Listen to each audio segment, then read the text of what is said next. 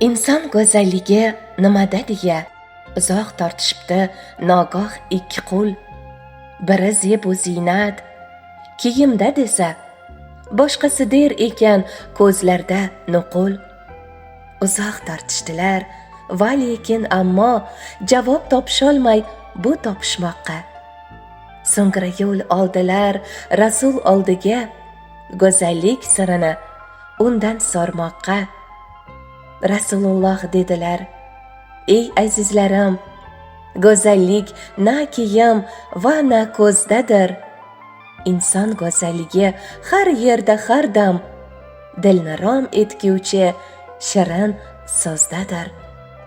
Ha, bizdan qoladigan ulug' meros bu yaxshilik va shirin so'zdir.